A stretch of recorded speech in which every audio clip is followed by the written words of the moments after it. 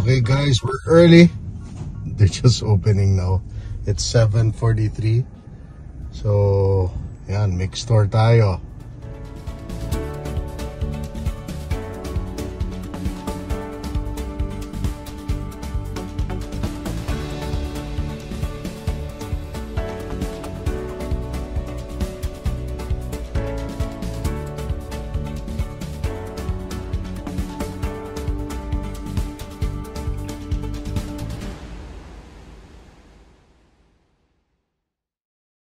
Okay guys, so we're here at Mix Store. I've been here before when I had the Civic RS. The time na even the Civic RS at the time top of the line yun, wala pa yung hybrid. Walang sensors guys, walang front or rear sensors. So this is where I got it. OEM front and rear sensors. So I also got, I remember yung step parang illuminated na Civic for the doors. That's where I got it. I also got the rear type, I think yeah, USB or type C na charging sa likod. Now meron eh, but before guys wala. So when I got it, nakita ko dito sa Mix Store sa FB page nila. And yeah, okay yung Mix Store when it comes to, now they even cater to Tesla. So if you have a Tesla guys, when it comes to like body kits and stuff, they have it. Yan guys. So tayo, mag-install tayo for today. Wireless Apple CarPlay. So they're gonna change the module. But they're not gonna change the screen. Just the module. Tapos, what else I'm gonna put? Yung auto fold. So, the side mirrors, dito kasi guys, kailangan mo pa i-press sa lobo. Yan. So, gagawin natin auto fold. Pag nilock mo yung car, magkakaroon na tayo ng auto fold function para you don't have to switch it inside. So yan, and dito film para hindi na magasgas. Ito, this part, the wind, this part sa likod also. Yan, sa likod. Tapos I'm thinking if I'm gonna put hood dampers. May ambient lighting guys, maganda rin dito. Lalagyan ng ambient light, I think here, dito ambient light dito rin, tapos dito sa dashboard yata somewhere here, I don't know how that's gonna look here for sure. Tingnan natin guys, kung depende kung matagal, kung mas sobrang tagal baka hindi na. We'll see what else they have for the CX-5. They even have the 10.25-inch bigger screen, but it's not a stock screen, it's an Android unit, but it looks nice, it looks OEM. You could touch also. You could play Netflix and YouTube, but I really don't think I need that, just because I don't really watch Netflix or YouTube in the car. So yun, mga stuff like that. Hood dampers yan, papag-isipan ko pa yan. Napalitan ko na yung LED lights eh. So I don't think I need to do that anymore. We'll just see what they have pa. They even have this, which they replace this, then meron parang heads-up display, pero meron ng heads-up display too, so I really don't know if kailangan pa yan. We'll see. Okay, aga ko. Pasok na natin, tayo first customer. Yan. Okay.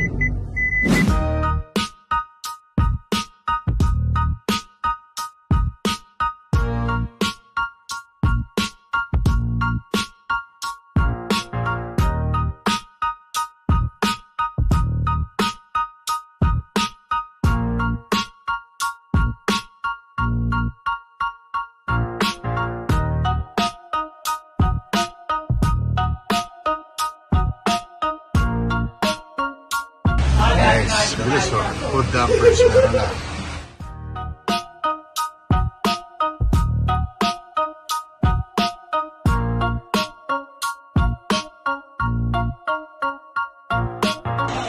Very good.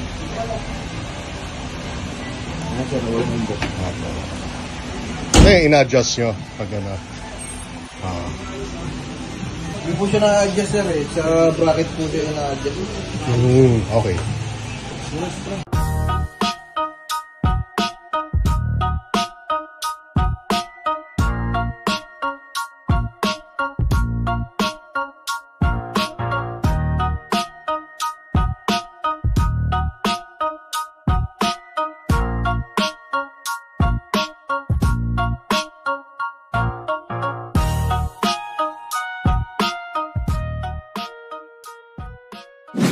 Hey guys, so we're back at the condo. On ko muna to, one light.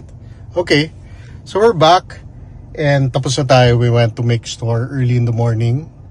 Took us around 3 hours to do what we have to do. So guys, I'm gonna show you what I had installed and how much it cost. So yung pinaka-importante for me was this, yung Apple CarPlay. This was, let's try to zoom that. There you go. So Apple CarPlay wireless. You could even choose wired, it's cheaper. But the wireless Apple CarPlay guys. So anong nangyari, yan, bubuksan nila to. Then they replace this. Itong parang, dati kasi guys, yan guys, you see this part. So Type-C na siya. Dati dalawang USB lang siya. Ngayon Type-C. So they replaced the whole thing. The old one is actually here. Yan. So yan, pinadit nila yan para maging wireless. Tapos I guess the connector all the way here to the old screen. But now, wireless Apple CarPlay na siya. Yan. That was 10,000 pesos for that. Okay? Tapos, I did put screen protector for this kasi alam mo naman mga Mazda gloss black. So lahat dito, driver side and sa likod. And also, I did have a screen protector for this, the screen. Iba naman yung material niya dito. Ito film, ito talaga screen protector, so a little bit harder. Ito film, so pinabalot ko rin yan. Then, ang pinaka-importante also for me, disable natin yung iStop. So, dati kasi, every time you start the car guys, sa Mazda, for you to disable iStop, you have to press this, yung iStop button. So now, pag-start mo, automatically, naka-disable na siya, mag-on na siya. So they put sa may OBD, may sinasaksak sila. And that's it. So, if you want to take it out again, you just remove it. That's it. That's simple as that. Then they connect something inside. Then, I ordered guys, kasi meron sila sa Make Store ambient lighting, parang you know, the strip LED lights here, the dashboard. The problem is, I didn't like, I mean, I wanted it. It was 9,500. Kasama na dito, ilaw dito, sa foot, sa likod, everything. Ambient lighting dito, and sa likod, right? Problem is, it has a separate button. Hindi siya integrated dito sa screen, which gusto ko sana integrated siya para mas ma-feel mo na OEM. So I opt out for that, and instead I ordered these door lights, door handle lights. So magkakaroon ng ilaw dito in all 4 doors. White color ang pinili ko para mas mukhang OEM yung dating ng ilaw, instead of it being ambient and separate. Ito, pag on ng interior light, pag na-on na yung parking light mo, and automatically mag-on siya. So, pre-order ko yan, maybe in 2 weeks dadating. And when I have it done, I'll let you guys know. Then, I also opt for auto-folding mirrors, which I'll show you later. Pag lock ko ng door. Kasi dito guys, normally, sa 27 to 2019 model, I don't know with the after that, dito you have to switch it para mag-fold. So you have to fold it inside para mag-fold yung side mirror. So now, pag lock mo ng car using your key or the button in the handles, automatically mag-fold. So that's good. Which I'll show you later. Tapos, what else? Ayun, hood dampers. So let's open. Yeah. Oh, yan. So hood dampers na siya. So easy lang, may nakaabang na siya. Bracket. And there. That's it. Hood dampers for that. Everything's good. Engine's running well. So hood dampers, mas madali na yan. So, ina-align lang nila. So yeah. That's it. So do it again. Let's try it again. One more time.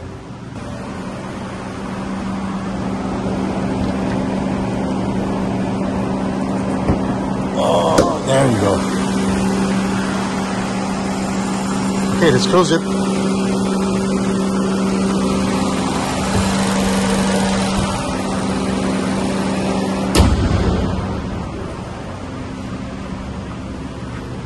Okay, the hood dampers, guys, dito naman yung receipt. They cost 2.5 for the hood dampers. So, yan. I stopped. So, total of 21,700. Kasama ng auto folding. The auto folding was 3,000 pesos. So, of course, yung pinakamahal, yung wireless Apple CarPlay, which is that.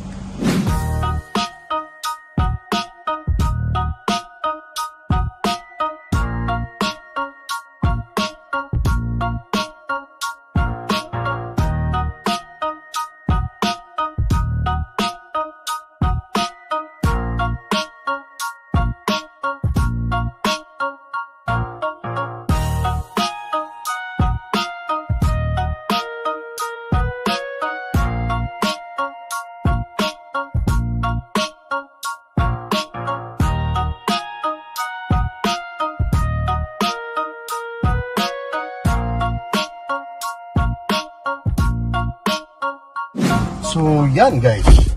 Simple mods lang. And I'm happy with it. Kasi, kailangan talaga yung Apple Wireless CarPlay for me. Especially to connect with your phone. Especially yan. Waze, Google Maps, and stuff like that. Spotify. Auto folding is good because sa parking, kailangan rin yan. Instead of doing it here. And also the iStop. Of course, this para hindi na magasgas. So, yan. Okay na okay. Hood dampers. You could opt out for it, but it's nice to have hood dampers just in case. Sometimes, kung meron kang gusto gawin, tapos you only have one hand and you're holding whatever, it's easier with hood dampers, diba? But there's a lot of stuff in Mixstore. Just check it out. Mixstore, M-I-K Store, Facebook page, and they have a site there. They could check everything. They cater to Honda, Mazda, and also Tesla now. So, okay sila. They're quick. Okay yung mga tao dun. Very fast. They know what they're doing. I've been there already. When I had the Civic RS before, doon ako nagpakabit ng mga sensors and stuff. Yan guys. So, yun na lang. Yung door lights, maganda yan pag nakabit na. And yeah, the last, sige, off natin yung ilaw. Let's off this. Okay. Then let's off the ignition. And let's lock the car. So yan, auto folding. So you lock it. Yan. O, diba? Let's try on the other side. Double check if it works.